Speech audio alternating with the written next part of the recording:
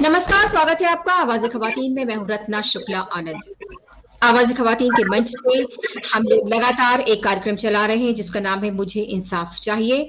इस कार्यक्रम के माध्यम से हम लगातार उन लड़कियों की आवाज़ उठा रहे हैं जो अपने शादीशुदा जीवन में परेशान हैं, जिन्हें या तो गलत तरीके से तलाक दिया जा रहा है या फिर उन्हें तलाक दिया ही नहीं गया और दोबारा शादी हो गई है। ऐसा ही एक मामला आज हमारे साथ है सादिया सिद्दीकी का। सादिया सिद्दीकी की शादी 2016 में हुई थी जब वो मात्र 19 साल की थी। आज उनका बेटा 5 साल का है। उनके पति ने उन्हें शादी के 15 महीने के बाद ही घर से निकाल दिया था। तब से वो अपने मायके में रह रही हैं और उनका कोई भी खर्च वगैरह वो नहीं दे रहे हैं। सादिया के पति ने सादिया को बिना बताए दूसरी शादी कर ली है और उस शादी से उनकी एक बेटी भी है। तो सादिया सिद्दीकी और उनके पिता फैजान सिद्दीकी हमारे साथ स्टूडियो में जुड़े हैं। साथ ही हमारे साथ हैं अशफाक अहमद जी जो कोलकाता हाई कोर्ट से हमारे साथ जुड़े हैं। डॉक्टर रुखसाना हसन हमारे साथ बेंगलोर से जुड़ी हुई हैं। डॉक्टर रुखसाना पेशे से मनोचिकित्सक हैं लेकिन सामाजिक कार्यकर्ता हैं और लगातार ऐसी महिलाओं से, ऐसी लड़कियों की काउंसलिंग करती हैं जो कि अपनी निजी जिंदगी में कई तरह की परेशानियां झेल रही हैं। वो मोटिवेशन लेक्चर्स भी करती हैं ताकि लड़कियां अपने पैरों पर खड़ी हों और आत्मसम्मान के साथ अपना जीवन जी सकें। कार्यक्रम की शुरुआत करते हैं। सबसे पहले हम सादिया से जानने की कोशिश करेंगे कि उनका क्या मसला है। सादिया, आप बताएं। गुड आफ्टरनून, अस्सलाम वालेकुम। मैं सादिया सिद्दीकी। मेरी शादी 2016 में हुई थी, 14 में। मेरे हस्बैंड का नाम ओवैस अहमद है। वो ओखला बटला हाउस में रहते हैं, ओखला हेड पर।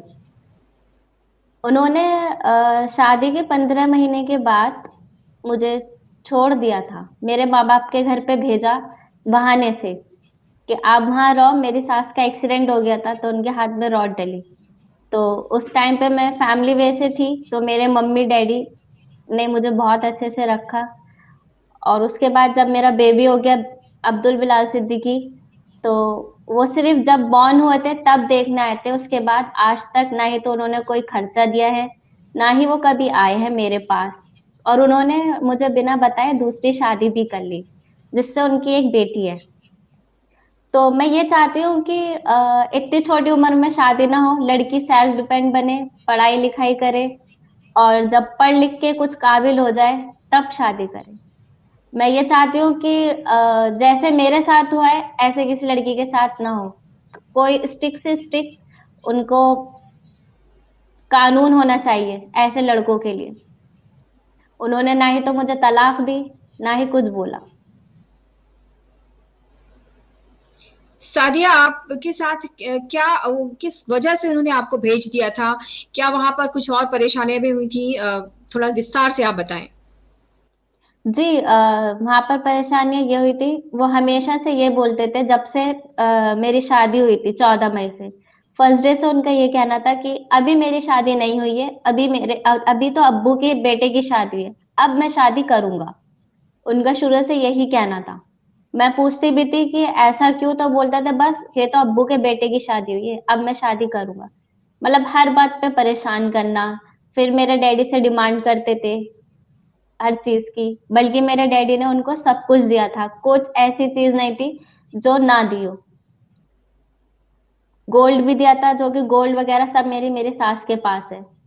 मेरे पास कुछ भी नहीं है, सिर्फ मैं नॉर्मल कपड़ों में अपने घर आई थी, वो भी मेरी सास ने मुझे बेलन से मारा था मई में। तो मैं अपने डैडी मम्मी के पास आ गई थी, मेरी तबीयत ठीक नहीं थी। तो उस बहाने से फिर जब वो अमरोहा से वापस आई तो उनके हाथ में एक्सीडेंट हो गया, तो उनके हाथ में रॉड डली। उन्होंने मेरे मम्मी डैडी से बोला, इसे वहीं रख लीजिए, इसकी खिदमत कोई नहीं कर सकता, अभी मेरे तो हाथ में चोट लगी है। मेरी नंद छोटी है और देवर थे और सास ससुर, हम सब एक साथ रहते थे एक ही फैमिली में। फिर उन्होंने फिर बिलाल हो गए थे। फिर उसके बाद मेरे डैडी ने मुझे भेजा सारा सामान लेके बिलाल का, कपड़े वगैरह, और जो हमारे यहाँ से जाता है सामान, वो सब कुछ भेजा था। मेवा वगैरह, कपड़े, पैसे, सब कुछ मैं दे दे के भेजा कि जाओ बेटा, अब इसे अपने वहां ले जाओ। तो मेरी सास ने बोला, मैं चली गई, 2-3 दिन रही, तो मेरे हस्बैंड ने बोला मुझे नींद नहीं आ रही, बाहर जाके सो, और ये बहुत परेशान कर रहा है। और वो छोटा सा बेबी है, वो बहुत बच्चा ही है, तो उन्होंने बहुत ज्यादा वो करा मुझे कि अपनी मम्मी के यहाँ रहो, तुम्हारा कौन करेगा, हम तो तुम्हारा कर नहीं सकते कुछ भी। फिर मेरा भाई छोटा है अफान सिद्दीकी, वो मुझे लेने गया वहां से, मेरे डैडी ने उसे भेजा, वो वापस लेकर आ गया मुझे मेरे घर पे। फिर उसके बाद मुझे फिर एक बार मेरे डैडी ने भेजा कि चले जाओ, तो मेरी सास ने बोला मेरा ऑपरेशन से बेबी हुआ था, सिजेरियन। तो मेरी सास ने बोला इस बच्चे की कौन करेगा, मैं तो कर नहीं सकती, और इस बच्चे के कपड़े जो हैं नापाक हैं, इसे हमारी रस्सी पे मत टांगो, यहाँ पे मत टांगो, यहाँ पे टांगने की जगह नहीं है। जी। मुझे ये बताइए सादिया कि आपने जैसा हमें बताया था कि आपके साथ घरेलू हिंसा हुई या आपको मारने की कोशिश जी की जी। गई या ये थोड़ा विस्तार से, तब भी आपका केस समझ में आएगा अच्छी तरह से सबको। वो मुझे एक टैबलेट देते थे, वो बहुत छोटी सी टैबलेट होती थी, मुझे पता नहीं होता था खाने के बाद कि मैं कहाँ हूँ। और फिर जब सर्दी आई, तो उन्होंने मेरे ऊपर ब्लैंकेट ढक के मुझे डंडे से मारा मेरे सर पे, तो मैं डर गई। तो मेरे फादर से अगले दिन मॉर्निंग में कॉल करके कहा कि आपकी बेटी डर गई है, बल्कि मारा मेरे हस्बैंड ने था, क्योंकि मुझे याद है कि ग्रे ट्राउजर और रेड शर्ट वही पहने हुए थे, और हमेशा से मुझे डराया करते थे कि मेरी गाड़ी में डंडे रखे हैं, ये रखा है, वो रखा है, बहुत टॉर्चर करते थे। और जब मेरी सास घर में होती थी, तो तब भी वो परेशान ही करते थे। सास ससुर मुझे जमीन पे सुलाना, खुद बेड पे लेटना, और हर चीज में उन्होंने मुझे टॉर्चर करा है। आपका जब बेबी ढंग होने से वाला बात था नहीं। उस जी, जी जी। जब आपका बेबी होने वाला था तो तब आपके साथ क्या उन्होंने बात की, क्या बोलते थे वो? वो ये बोलते थे कि अगर बेटी होगी तो मैं इसका गला घोट के मार दूंगा। मैंने ये वाली शिकायत अपनी उनकी मौसी से बोली थी, खाला से, कि देखिए ये मुझे ऐसे ऐसे टॉर्चर कर रहे हैं, कि ये बोल रहा है अगर बेटी हुई तो मैं तुम्हें भी मारूंगा गला घोट के, और तेरी बेटी को भी गला घोट के मार दूंगा। तो मैं जी। इस टेंशन में, जब मेरा बेबी हुआ था, तो मुझे खुद को ही नहीं पता था कि बेटा है या बेटी, क्योंकि मुझे डॉक्टर्स बोलते थे बेटा हुआ है, बेटा हुआ है, मैं डिप्रेशन में ही चली गई थी, मुझे खुद बहुत ज्यादा टेंशन रहती थी। जी। जी। सादिया के पिता हमारे साथ हैं, फैजान सिद्दीकी जी। फैजान जी, आप थोड़ा सिलसिलेवार तरीके से बताएं कि किस तरह की परेशानियां सादिया को आई और मात्र 15 महीने में वो कैसे आपके घर वापस आ गई।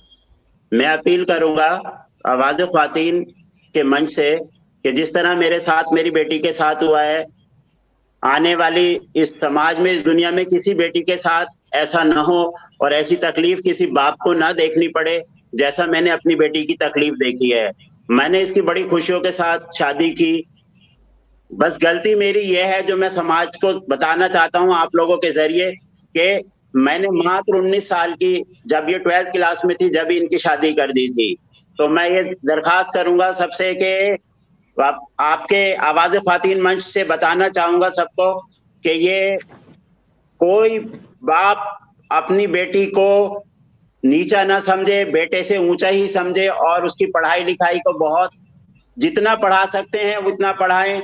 उसके दहेज के लिए वो पैसा नहीं इकट्ठा करें, उसको पढ़ाने लिखाने में वो पैसा लगाएं, ताकि वो पढ़ लिख के काबिल हो। और जिस हालात में मेरी बेटी सादिया सिद्दीकी ने झेला है, जो परेशानियां झेली हैं, वो मेरे पास ना आए, बल्कि ससुराल में रह के और कायदे कानून के साथ अपना हक के साथ में जिए।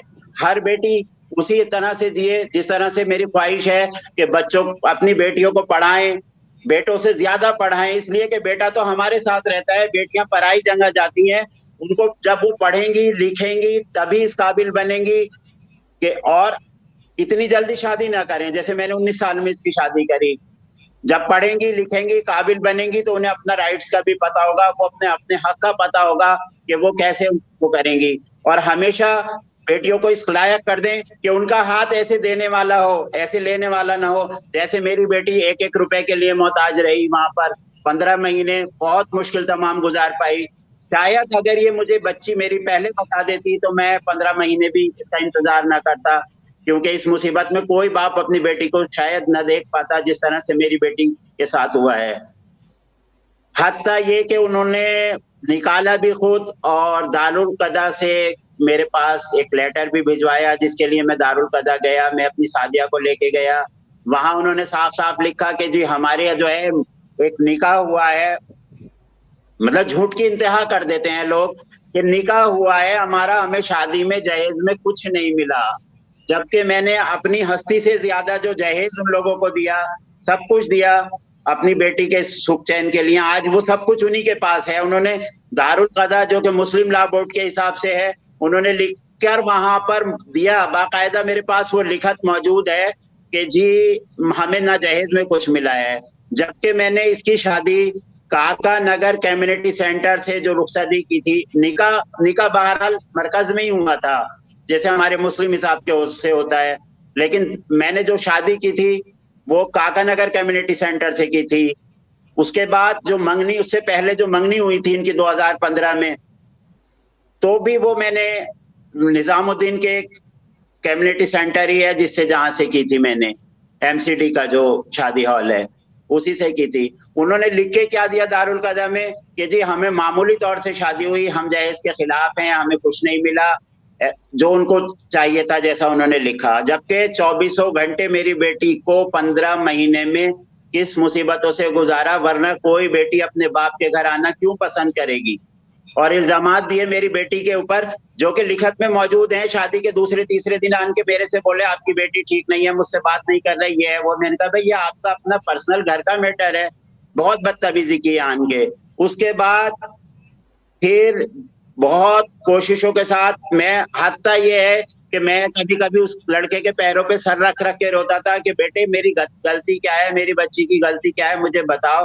कि बस मुझे पसंद नहीं है, बस मुझे रहना नहीं है, तुम लोग अच्छे नहीं हो, तुम्हारी बेटी अच्छी नहीं है। हद इतनी गंदी और बदतमीजी लैंग्वेज मेरे साथ यूज करी कि कोई बाप को डूब मरने का मुकाम था उस वक्त, जिस वक्त उसने मुझसे कहा था कि आपकी बेटी बिगड़ी हुई है। मतलब मैं शॉर्टली बता रहा हूँ इस चीज को, जैसे उन्होंने और उनके ससुर ने भी मुझसे ये अल्फाज बोले थे, जब मर्जी चाहे इसको घर से भेज देते थे, हमें पता भी नहीं चलता था। ये बच्ची हमारी ऐसा बताती भी नहीं थी कि आज ये है। 15 महीने में बहुत मुसीबत गुजारी। तो मैं आवाज़ ख्वातीन के मंच से ये रिक्वेस्ट करूंगा कि दुनिया की हर माँ बाप को बताएं कि बेटी को पढ़ाएं लिखाएं, इस काबिल करें।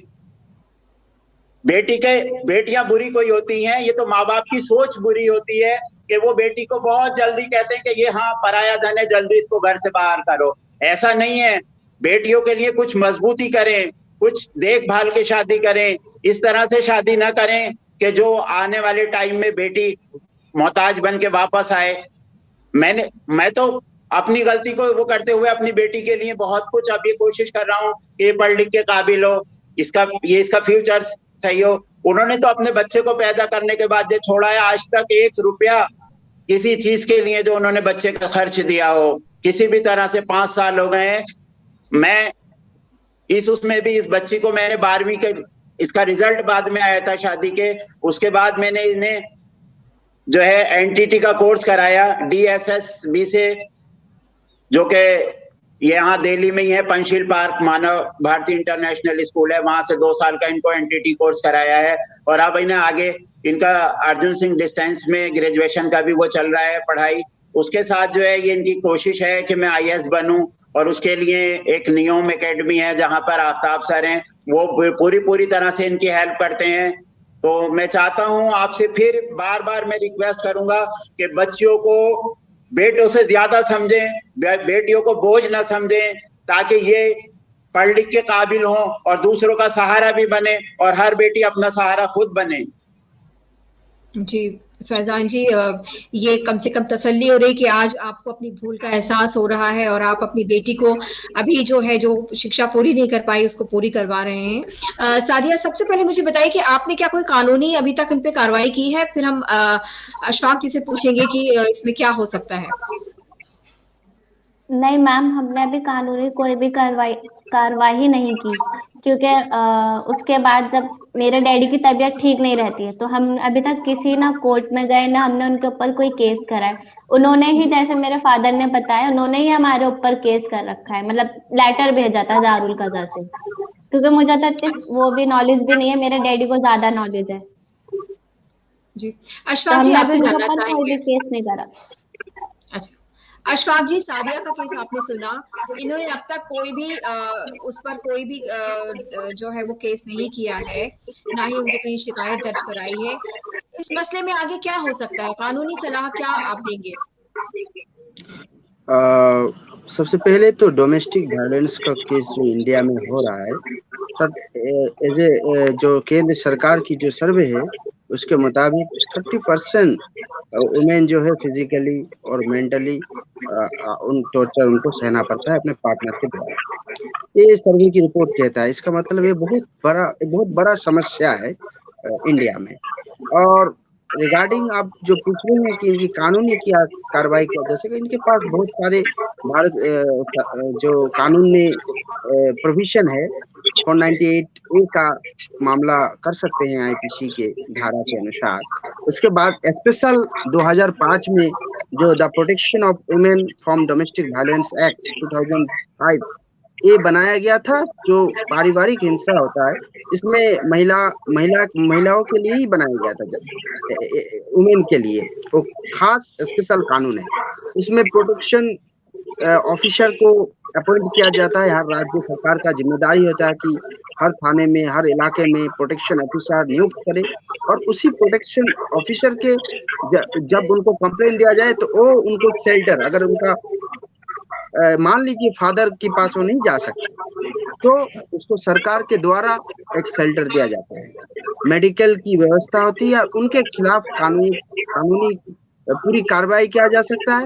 इवन कानूनी अगर खर्चा करने का कोई सामर्थ्य ना हो तो सरकार उनको मदद करेगी कानूनी प्रक्रिया में। तो उस कानून में स्पेशली उसमें मेंशन है पूरी तरह से उस एक्ट में। तो इनके पास बहुत सारे रास्ते हैं।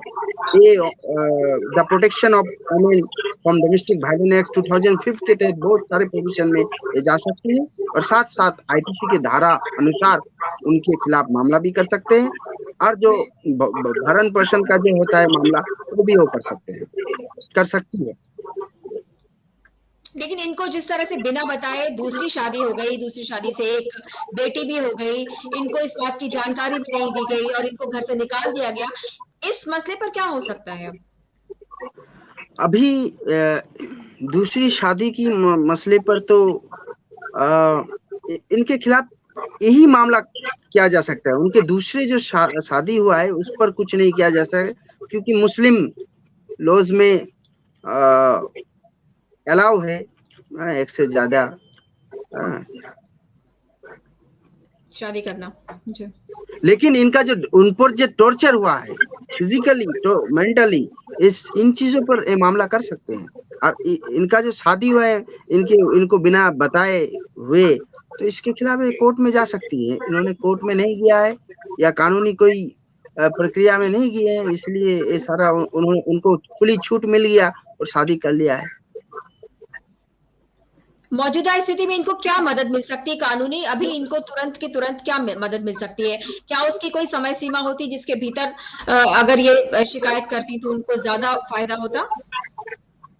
नहीं, इसकी कोई समय सीमा नहीं है। अभी भी एक मामला कर सकती है, अभी भी कर सकते हैं। जी। प्रोटेक्शन ऑफ वुमेन एक्ट के तहत वो मामला कर सकते हैं अभी भी। डॉक्टर रुखसाना, आपने ये पूरा मामला सुना, आपने अशफाक जी का भी उसमें सुना कि ये दूसरी शादी जो हो गई है उस पर कुछ नहीं किया जा सकता। ऐसे कितने मामले आप रोजाना देखती हैं और किस तरह से लड़कियां परेशान हैं? ओके, नमस्कार सब व्यूअर्स को मेरा प्यार भरा नमस्कार। सादिया का ये पहला केस या आखिरी केस नहीं है।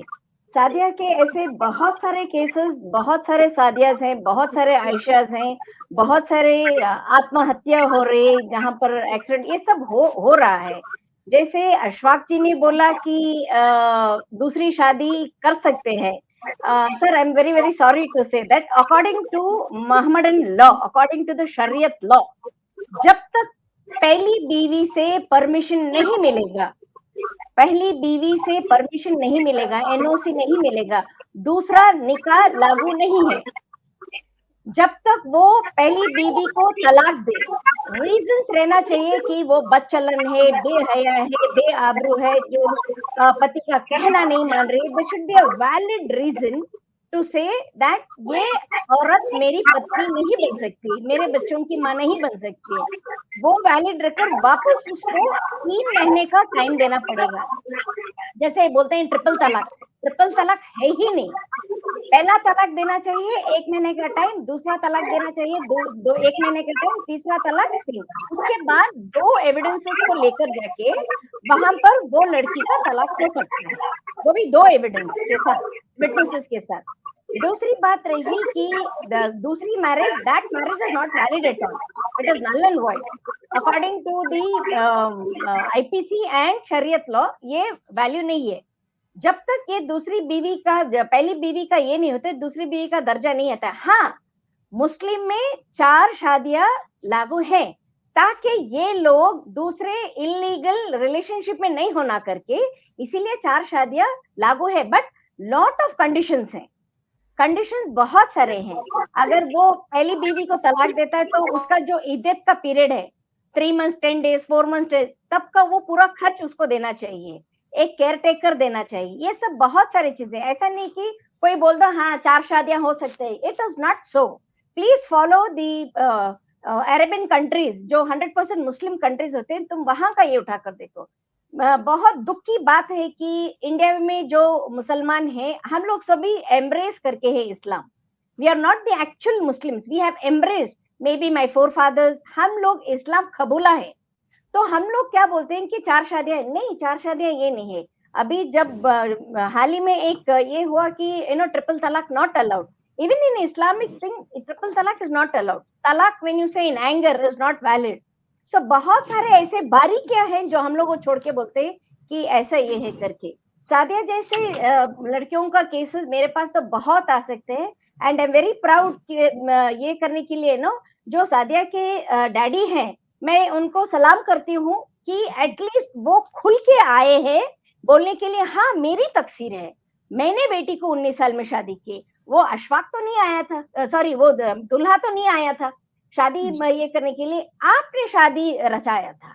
तो आपको मालूम होना चाहिए कि मेरी बच्ची अभी वो 25 साल की है, कोई बोल ही नहीं सकता, अभी भी वो छोटी बच्ची जैसे है। अभी भी उसका फेस देखो, इतनी मासूम लड़की को आप लेकर जाकर दे दिया। तो एटलीस्ट उसका पहला, मैं हर बाप को, हर माँ बाप को ये बोलती हूँ, एक लड़की का पहला शोहर, the first husband is education.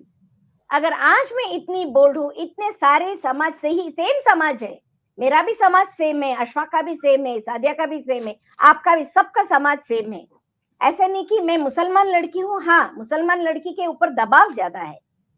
क्यों? हम लोग 2 लॉस फॉलो करते हैं, एक आईपीसी भी फॉलो करते हैं, इंडियन लॉ भी फॉलो करते हैं, शरीयत लॉ भी फॉलो करते हैं। तो जब इंडियन लॉ में कुछ नहीं मिलता तो शरीयत को जंप करती हूँ, शरीयत लॉ कुछ नहीं मिलता तो इंडियन लॉ में करती हूँ। We also should be sure of one law. So ये बात थी। पहली बात, अकॉर्डिंग टू शरीयत law, second marriage without the first permission is not permissible. Okay, if you want, I can give you the दलील, but I am not the appropriate person। कोई मौलाना इसके बारे में अच्छा से बात करे, बट जहां तक मुझे ये है, ज्ञान है, मैं बोल सकती हूँ ये नहीं है। अभी सादिया जैसे लड़कियों, बेटा कभी भी ये बात सोचकर रोना नहीं कि मुझे कोई आदमी छोड़ा है। ये बात सोचकर तुम इतनी काबिल बन जाना चाहिए कि मैंने उसे छोड़ा है।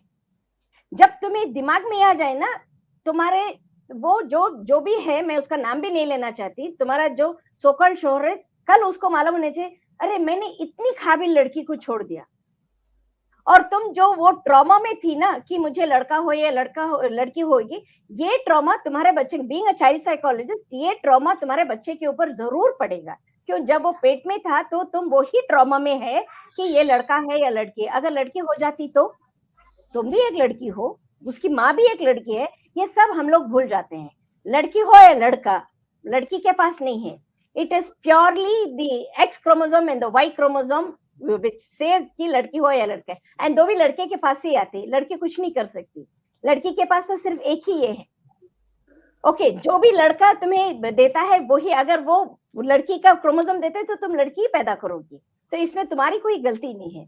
तो तुम ये फील करो कि हाँ मैं आज एक माँ हूं।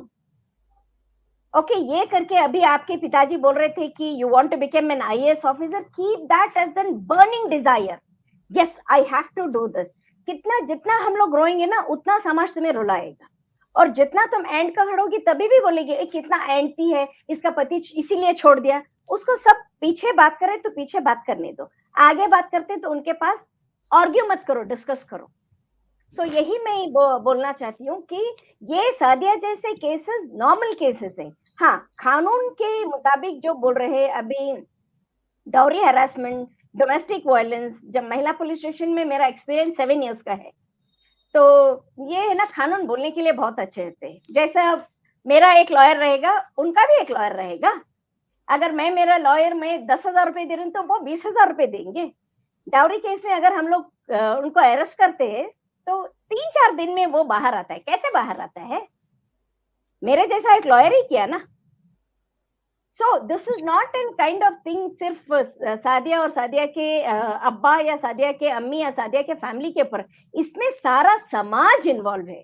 जो भी मौलवी, विद ड्यू रिस्पेक्ट, जो भी मौलवी उसका निकाह दूसरे टाइम किया, उसको चौराहे पर खड़ा के नंगा कर उसको मारना चाहिए कि दूसरा निकाह वो परमिशन बगैर नहीं करना चाहिए। तो वहां एक मौलवी, एक एजुकेटेड मौलवी जो सबको ज्ञान देने वाला, उसने गलत किया। हाँ, अभी सादिया के अब्बा ने बहुत सारे केसेस देखे होंगे या पुलिस स्टेशन देखे, उनको मालूम है कि nothing will happen. Police station जाते हैं तो 10 बार जाते हैं तो एक बार एफआईआर होता है, एक बार एफआईआर होता है तो 2 मिनट के लिए वो अरेस्ट करते हैं, 2 दिन के बाद उनको बेल मिल जाती है। उसके बाद लड़का नहीं जाता है कोर्ट के लिए, सिर्फ लड़की या बच्चे को लेकर जाना पड़ता है। इंस्टेड ऑफ दैट आई से don't fight for your right, work for your right. अभी तुम बहुत छोटी बच्ची हो, अभी तुम अगर 24-25 की रही तो आईएएस बनने के लिए तुम्हें 32 इयर्स तक तुम्हें टाइम है, तो 7 years is still there. So you do, बहुत सारे मेरे बच्चे जो हैं, मैं उनको लॉयर्स बनाया है, टीचर्स बनाया है, आईपीएस की ट्रेनिंग दिया है, केपीएस में वो they have been employed there. तो मैंने उनका first husband, I have made them education, और उसकी जो सास ससुराल जो भी होता है वो काम है। पहले अपना खुद का है ना एक ये बना लो, what you have studied and what is your career, your personal and your professional experience. You have to say yes this is Sadia, and मुझे सादिया को देखकर 10 सादिया और सबक सीखना चाहिए। ऐसा नहीं कि मेरा पति छोड़ दिया, ऐसे हो गया। जितना तुम रोएगी, तुम अभी 10 साल तक भी रो ही सकती हो, उसके बाद तुम्हारा बेटा बड़ा हो जाएगा, तब वो दूसरे लाइन पर जाएगा तो बोला मेरा बाप क्यों छोड़ा तुम। कुछ भी अगर लड़के की गलती रहने दो, समाज क्या बोलेगी, एक लड़की की गलती है। जब तक हम समाज सुधार नहीं सकते, हम लोग सादिया या आयशा या कोई भी ऐसी लड़की को हम लोग बचा नहीं सकते। समाज सुधारने के लिए क्या करना होगा हमें? और जैसे आपने कहा कि हम जो लड़कियां हैं, ये 2 तरह के कानून में उलझ कर रह जाती हैं। आपको लगता है कि कानून के दायरे में ये सारी चीजें आ जाएं तो उनको भी उसी तरह से उनके हक मिल सकें, वो भी अपनी लड़ाई एक तरह से लड़ सकें। 100%। जब तक हम लोग एक चीज में, अगर मुझे कहीं जाना है, एक डेस्टिनेशन में जाना है, तो मुझे एक ही बस, एक ही ट्रेन, एक ही फ्लाइट लेना पड़ेगा। अगर मैं बोलूं नहीं, आधा रास्ता मैं ट्रेन में जाऊंगी, फिर आधा रास्ता मैं फ्लाइट में जाऊंगी, कंफ्यूज हो जाता है। So same thing, if you are following IPC, please follow IPC. If you are following शरीयत, डोंट गो टू आईपीसी। आप शरीयत में जो लॉ है, शरीयत में जो शरीयत कोड भी है, आप शरीयत कोड में भी जा सकते हैं, बट वहां भी कुछ ज्यादा नहीं होता है। एंड सो सॉरी टू से, ऐसी लड़कियां सारी जिंदगी सिर्फ झेलते रहते हैं। अगर से उनको सही मार्ग मिल गया तो they will continue there education. 17-18 में शादी होती है, 19 में बच्चा होता है, 20 में हस्बैंड छोड़ देता है, उसके बाद वो समाज के साथ लड़ते रहते हैं। जब तक माँ बाप रहते हैं तो फिर भी ओके, अगर वो बड़े भाई या छोटे भाई के घर में रह जाती है, जब उसकी भाभी आती है तो केसेस आर मोर वर्स्ट। तो जब तक आप माँ बाप हैं, सोचो कि आपकी तकसीर है। मैं यहाँ किसी की तकसीर ठहरा नहीं। आप मान लो कि हाँ मेरी वजह से होकर है, अभी मैं मेरे बच्चे की दूसरी शादी नहीं करवाऊंगा, मैं मेरी बच्ची को पढ़ाऊंगा, मेरी बच्ची को पढ़ाऊंगा। अगर आप 30 साल से ज्यादा हैं फिर भी आप टीचर बन सकती है। There are so many professions what I can say. Yes, अगर कोई मर भी रहा ना तो मेरे पास आ जाएगा तो मैं बोलूंगी हाँ अभी 2 दिन जिंदा रहेगा, 2 दिन के लिए जी ले ना, मरना तो सबको है, 2 दिन तो जिंदा रहे, 2 दिन के लिए तो जी ले। सो वो जीने का एक जरिया बनाओ, जीने का एक रास्ता बनाओ, जीने का एक वजूद बनाओ। उसकी जिंदगी में कोई वजूद ही नहीं रहता है तो वो क्या करेगी, हर हमेशा डिप्रेशन में रहेगी। अरे पर्दा करो, पर्दे में रहो, सब करो, तुम्हारे दायरे में तुम रहकर जो भी तुम करना है तुम करो, तुम्हें किसी की जरूरत नहीं, सिवाय अल्लाह के तुम्हें किसी की जरूरत नहीं। अशफाक जी ये बताइए कि जिस तरह से आपने बताया कि ये 2 तरह के जब हो जाते हैं आईपीसी और शरीयत, 2 कानूनों को जो है फॉलो करना पड़ता है तो बड़ी मुश्किल आती है। आपको लगता है कि अगर ये शादी है, तलाक है, संपत्ति है, ये सारे मसले अगर कानून के दायरे में आ जाए तो आपको लगता है कि जिंदगी थोड़ी आसान हो जाएगी, खास तौर से महिलाओं की? कानून एक चीज है जिससे काम किया जा सकता है, लेकिन पूरे कानून के जरिए से समाज को सुधारा नहीं जा सकता है। कानून के जरिए से पनिशमेंट दिया जा सकता है, पेनल्टीज लगाया जा सकता है, लेकिन उसके माइंड को, जिस शोहर का माइंड हो चुका है कि मैं बीवी के साथ, अब देखिए 30% रेशियो है पूरे इंडिया में, उसको किस तरह तब वायलेंस, इतना कानून बन चुका है, डोमेस्टिक वायलेंस एक्ट आ चुका है तो 2005 में, और कानून, अभी कानून में बहुत सारे चीजें हैं जिसमें इस्तेमाल भी नहीं किया जाता है। वकील लोग कानून अपने तरीके से इंटरप्रिटेशन करते हैं और अपने तरीके से उसको समझा बुझाकर फिर उसको मतलब आप देखिए सिस्टम में ही गलती है, जुडिशियरी सिस्टम में भी देखेंगे उसमें भी। सबसे पहले हमको इस बात का जवाब दीजिए आप कि यदि किसी व्यक्ति को कानून का डर रहेगा तो कम से कम वो इस तरह के काम तो नहीं करेगा, जैसे इनको बिना बताए इनकी दूसरी शादी कर ली या इतना अत्याचार करते रहे इसके ऊपर, दहेज का ही हो। देखिए कानून को किस तरह से पालना उसकी होनी चाहिए वो एक अलग इशू है। कानून तो है, कानून तो है, लेकिन इसके एग्जीक्यूशन में ही प्रॉब्लम है। एग्जीक्यूशन जो गवर्नमेंट है, जो प्रशासन है, जो सरकार है, इनकी जिम्मेदारी होता है कि कानून को एग्जीक्यूशन में लाया जाए। लेकिन अगर एग्जीक्यूशन में ही गलती और सिस्टम हो जाए, पुलिस को ही खरीद लिया जाए, तो कहाँ कानून, आप कानून लेके सिर्फ क्या करेंगे? अशफाक जी मैं आपकी बात समझ रही हूँ, मैं आपसे ये कह रही हूँ कि आप सबसे पहले इस सवाल का जवाब दीजिए कि जिस तरह से शरीयत और जो संविधान के मुताबिक ये 2 रास्ते पर चल के जब हम न्याय पाने की कोशिश करते हैं तो वहां मुश्किल होती है। नहीं, दो रास्ते नहीं है, 2 रास्ते नहीं है। एक आईपीसी धारा सब पर लागू है, संविधान सब पर लागू है। संविधान नहीं, माइनॉरिटीज और दूसरे सब धर्मों को अपने अपने रिलीजन के अनुसार पारिवारिक जो चीजें हैं उसको, सिविल जो चीजें हैं उस पर उनको एक छूट दी है, संविधान नहीं पावर दिया है, ठीक है। तो उसमें हिंदू लॉज है, मुस्लिम लॉज है, लेकिन मुस्लिम लॉज में बहुत सारी चीजें जो कोडिफाइड नहीं है। एक कोडिफाइड हो जाने से उसमें आसानी, इंटरप्रिटेशन कोडिफाइड हो जाने से आसानी होता है लोगों की, लेकिन यही फर्क है। लेकिन सब में फैमिली लॉज में है तो ये संविधान के अनुसार ही है। कानून तो है, कानून नहीं है ऐसे बात नहीं है, कानून है, लेकिन कानून की एग्जीक्यूशन कराना जरूरी है और कोई विरोधाभास तो नहीं है। शरीयत का जो कानून है, जो पारिवारिक विवादों के लिए जो मुस्लिम लॉज है, वो तो संविधान के अनुसार ही है। डॉक्टर रुखसाना आपका क्या, अशफाक जी की बात से आप इत्तेफाक रखती हैं? नहीं मैम, मैं एक्चुअली शायद अशफाक जी को वो ठीक से समझ नहीं है। अभी अकॉर्डिंग टू शरीयत लॉ, ओके, तलाक के क्या मायने हैं ये किसी को नहीं मालूम है, बट अकॉर्डिंग टू शरीयत 4 शादियां हैं ये सबको मालूम है। सो वो जो इन बिटवीन जो लाइन है, अगर शरीयत लॉ अगर कर रहे हैं, अभी फॉर एग्जाम्पल सादिया के हस्बैंड की 2nd शादी हुई, 2nd निकाह किसने किया? अगर वो मस्जिद से हो रहा है तो मस्जिद की लॉ कमिटी इस पर रोक क्यों नहीं लगाई? अगर ये आईपीसी की धारा में आती तो शायद वो तभी का अरेस्ट हो सकता था, according to the new law of triple talaq and the second marriage. Okay, ये अभी ये जो सादिया का सेकेंड सेकेंड शादी जो किया है वो शरीयत लॉ के प्रकार की है। तो यहाँ पर क्या हो गया, अगर मुस्लिम लॉ फॉलो कर रहे हैं तो तुम करो, 100% मुस्लिम लॉ फॉलो करना ही चाहिए, बिकॉज मुस्लिम लॉ इतना सुंदर तरीके से किया है, specially women right and child right जो है, शायद अगर कोई समझ जाए तो everybody will follow this law. What is the right of a women? अगर विमेन विडो हो जाती है तो उसका क्या ये है, विडो का उसका प्रॉपर्टी में क्या है, सब चीज में अगर यही सेकेंड मैरिज का अगर ये होता है तो हम लोग क्या बोलते हैं कि जो भी लड़का है वहां से वो मस्जिद से एनओसी लेकर आना चाहिए, वो एनओसी रखकर उसका निकाह हो सकता है। तो कौन सी मस्जिद ने इनको एनओसी दिया? अगर नहीं दिया तो ये वही मोहल्ले में, वही समाज में अगर शादी कर एक बच्चा पैदा कर रहे तो समाज क्या कर रही है, शरीयत वहां क्या काम कर रहा है?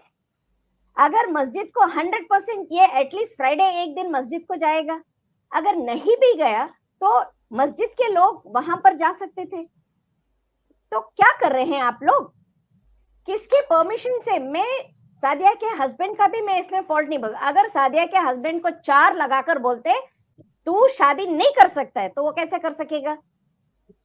नहीं कर सकेगा। अभी ये लड़की को मालूम भी नहीं है कि सेकेंड शादी होके है। So I will tell you, this is totally, because it is a two-sided thing, things will become very difficult. अगर शरीयत लॉ है, अभी फॉर एग्जाम्पल हम लोग अगर मैंगलोर में देखते हैं तो पहले अगर सेकेंड शादी भी करते हैं तो पहले वो लड़की पहली बीवी को लेकर आते हैं तो उसको पूछते हैं तुम्हारा हस्बैंड ऐसा ये कर रहा है, वो सिर्फ मुंह बोली में हम लोग नहीं करते हैं, उसको लिखा के फिर उसका सिग्नेचर दे के फिर बोलते हैं तो उसको भी इक्वल राइट से देख लेना चाहिए, इसको भी इक्वल राइट से देख लेना चाहिए, इसका परमिशन के बाद। अगर वो 2 साड़ी भी लेकर आते हैं तो पहली साड़ी पहली बीवी को देगा, फिर दूसरी को देगा। इतना दूर तक इतना सेंसिटिव है, तो शरीयत लॉ को कौन खिलवाड़ बना रहा है? हमारे मौलवी लोग बना रहे हैं, हमारा समाज बना रहा है। तो सादिया के अब्बा जैसे है ना, वो लोग इतने पढ़े लिखे हैं नहीं, इतनी उनमें इस्लामिक स्टडीज नहीं है, तो मौलवी होकर आप बोलना चाहिए था। तो आपने इनका सेकेंड निकाह कैसे पढ़ाया? अभी वो लड़की जो सेकेंड वाइफ उसकी जो भी सेकेंड वाइफ है, उसको लड़की पैदा हुई तो उसको क्यों नहीं मारा? अगर सादिया की लड़की होती तो सादिया को भी मरना पड़ता था, सादिया की बेटी को भी मरना पड़ता था, तो दूसरी औरत को तूने क्यों नहीं मारा? ढेर सारे क्वेश्चंस ऐसे हैं ma'am, where we can't decide it on one side. जी फैजान जी, आपसे हम जानना चाहेंगे कि आपने ये बहस सुन रहे हैं लगातार, आपको क्या लगता है किस तरह के बदलाव होने चाहिए ताकि समाज में जो परिस्थितियां आज निर्मित हो रही हैं उनमें बदलाव आ सके?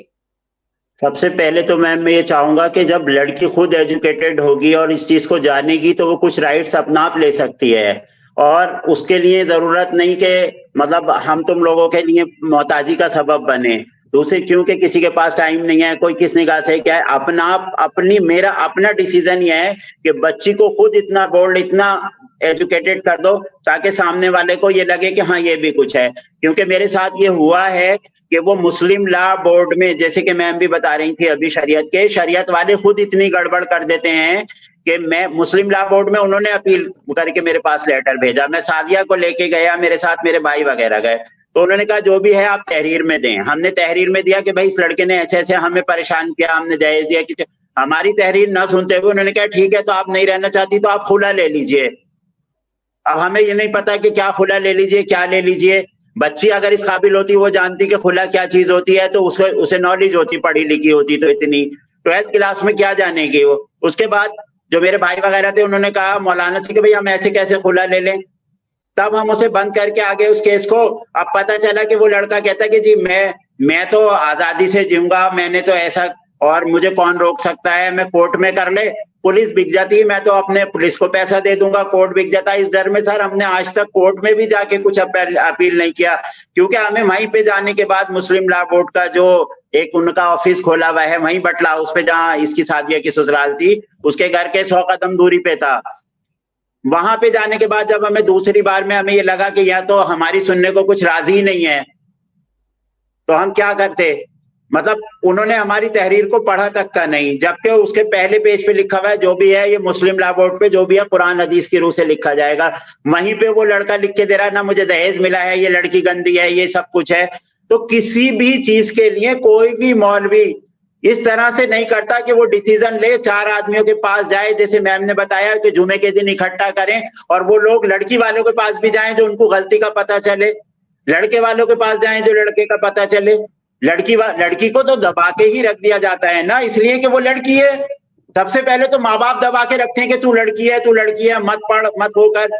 इसलिए तो मैं तो हर किसी से ये रिक्वेस्ट करूंगा कि वो लड़कियों को इतना काबिल करें, क्योंकि सिर्फ लड़के को तो सिर्फ अपने घर ही रखना है, लड़की को दूसरे के घर जाने के बाद उसे किसी चीज को कभी जिंदगी में ये मोहताजी न बने। और वो लड़की 10 लड़कियों के पे अपने साथ जब वो खुद काबिल होगी तो 10 लड़कियों को ये बताएगी कि ये कानून है, ये हमारा हक है, ये चीज हमें चाहिए है।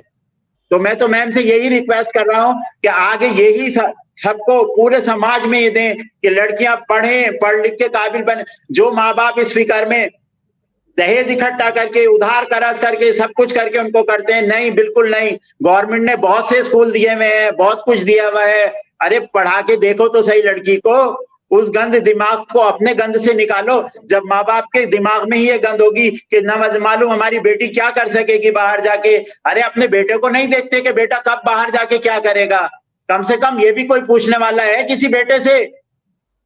अब जो सादिया के हस्बैंड ने सादिया के साथ किया, क्या उनके माँ बाप वो भी शरीयत में है, वो भी मुसलमान है, हज किए हुए हैं, उन्होंने ये ना जानना चाहा कि ये एक बेटी है, इसके साथ क्या सलूक होगा।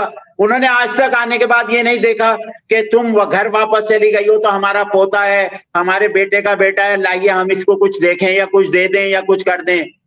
पालने वाली जात बेशक अल्लाह है, लेकिन दुनिया में जब तक रहना है तो एक दूसरे की मोहताजी का सबब बन के रहना है। आज मुझे सादिया के लिए अगर किसी से भीख की जरूरत पड़ती तो हाथ फैलाने के लिए, अगर मैं ये 6 साल इसके लिए शादी में बर्बाद न करता, ये 6-7 साल में आज तक इस काबिल होती है और दूसरों का सहारा बनती और दूसरी लड़कियों के लिए कुछ सोचती।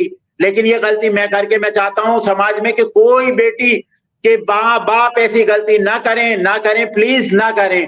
अपनी बेटियों को पढ़ाएं, अच्छे समाज से ताल्लुक रखें, अच्छे लोगों में जब पढ़ जाती है तो उसको 1000 चीजें खुद आ जाती हैं, सोच समझ आ जाती है।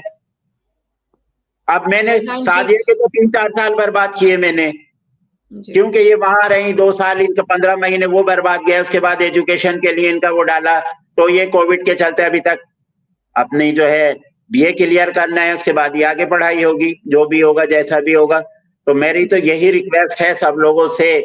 मैं आवाज़े ख्वातीन मंच को एक बहुत बड़ा मंच समझकर और ये चीज देना चाहता हूं कि वो हर जगह इस चीज को कहें कि हाँ, बेटियों को पढ़ाओ, लिखाओ, इस काबिल करो कि जो आने वाले टाइम में वो देखिए पढ़े लिखे लोग होते हैं तो पुलिस से बात करना आसान होता है। अब हम जाते हैं तो हमारी पुलिस, हाँ, इस लड़के ने बड़ा टॉर्चर किया जब बेटा हुआ, हमने एक FIR निजामुद्दीन थाने में दी, जितना हमसे जो हमारी समझ थी दे दी, वो लेके हम अपने घर को आ गए। किसी तरह की कोई तहकीकात नहीं, कोई कुछ नहीं।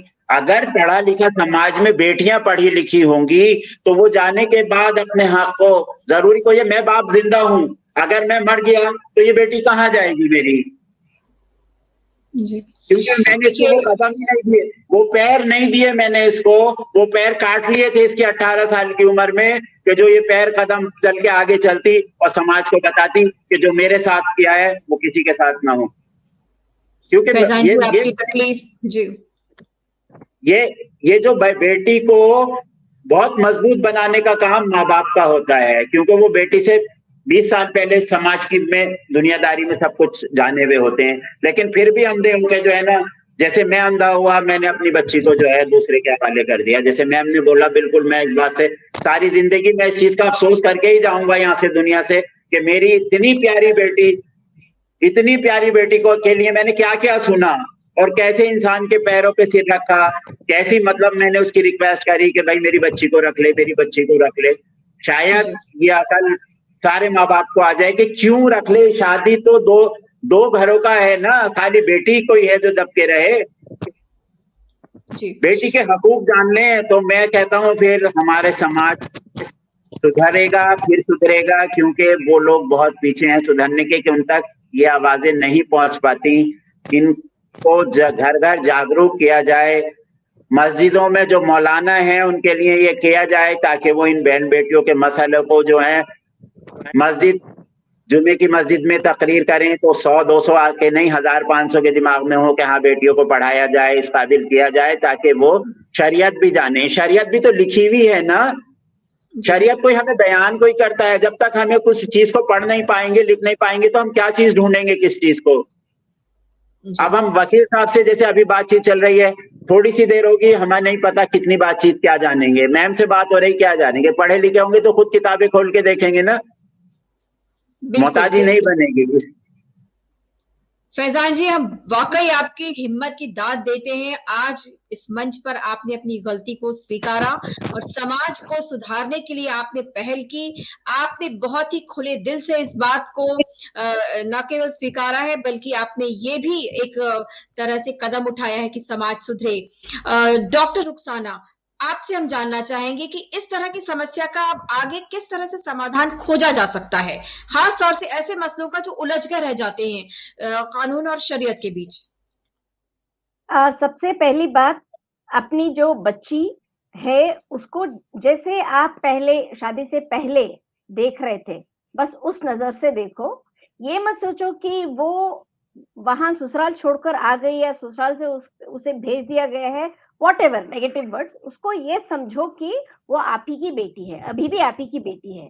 वो थी किसी और की अमानत, बट अभी वो अमानत तुम्हारी है। अगर शोहर अगर उसका ये नहीं देखता है तो द नेक्स्ट लीगल हायरर उसका बाप ही होता है।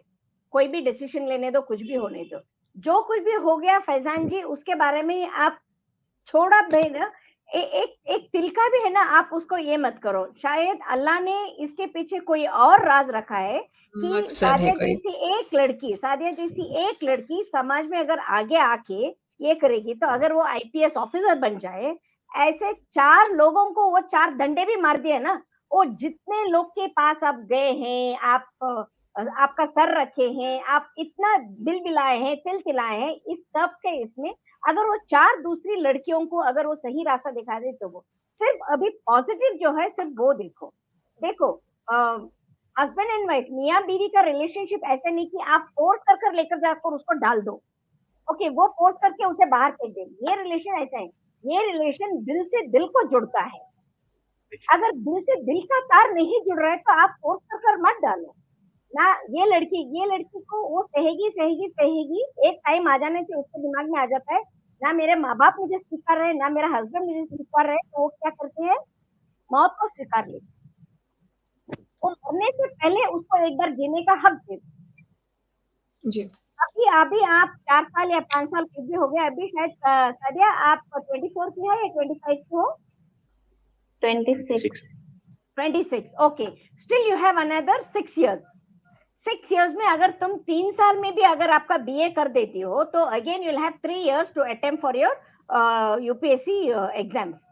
ओके, यूपीएससी एग्जाम जब तुम अटेंड कर लेती हो, तुम आर्मी में जाओ, डिफेंस में जाओ, या तुम आईएएस में जाओ, बहुत सारे हैं ऐसे, सिविल सर्विस जो है बहुत सारे हैं।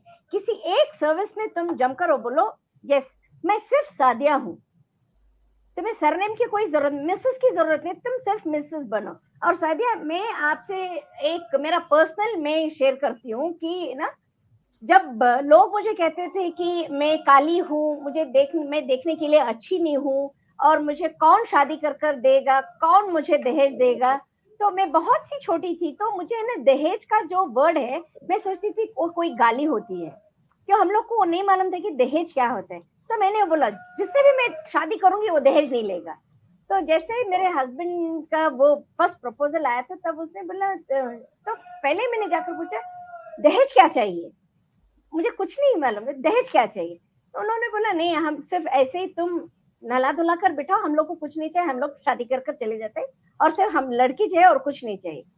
शादी होकर मेरा 33 इयर्स हो रहा है, आज तक मैं वही कंडीशंस पे हूँ कि मैंने बोलूं तुमने शादी करके ले आए हो, मैं मेरे माँ बाप के ऊपर बोझ नहीं हूँ। और मुझे बहुत खुशी होती है, जब मेरी भी शादी हुई तो सिर्फ मेरा फर्स्ट PUC था। टुडे आज मैं पोस्ट ग्रेजुएशन 3 पोस्ट ग्रेजुएशन करके अगर मैं 3 PhDs कर रही हूँ, तो सिर्फ मेरी हिम्मत के ऊपर। जो मेरे ससुराल में मैं काम करना है मैंने वो कर दिया, जो मेरे बच्चों का था मैंने वो भी कर दिया। उसके बाद वो मुझे पढ़ाई करना था, वो एक बर्निंग डिजायर होना चाहिए, प्लीज छोड़कर मैं आ सकती। सादिया आपसे जी, अभी being in counsellor for drug addicts and alcoholic, जब भी कोई ऐसे आदमी आता है कि उसकी बीवी को उसने मारा, मैं नहीं मारती हूँ उसको, उसकी बीवी को दंडा देती हूँ। तो उसने बोला कहाँ मारा, बोलती है मैम यहाँ मारा, तुम भी वही मारो।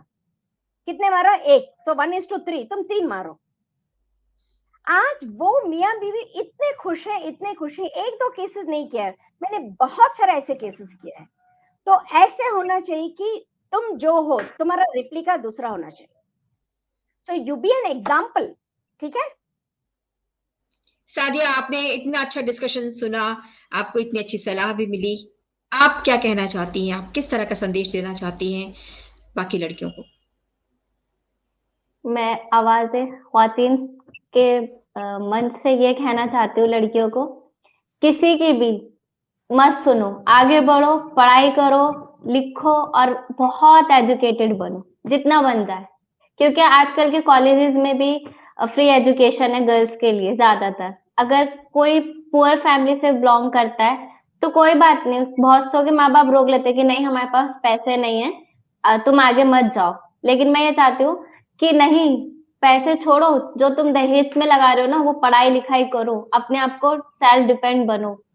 जो भी बनना है लाइफ में, डॉक्टर बनना है, इंजीनियर बनना है, IAS ऑफिसर बनना है, तो अपनी सिर्फ और सिर्फ एजुकेशन पर ध्यान दीजिए। गर्ल्स, मैं चाहती हूँ कि आप लड़कों से ना बढ़कर दिखाओ कि तुम कुछ नहीं हो, हम भी तुमसे बढ़कर है बहुत, हम कर सकते हैं। तुम क्या कर रहे हो, हम तुमसे ज्यादा कर सकते हैं। बहुत अच्छी बात तो है मैं जी, मैं तो अपने मम्मी डैडी का और आप सबके शुक्रगुजार हूँ कि आपने मुझे इतना अच्छे से समझाया।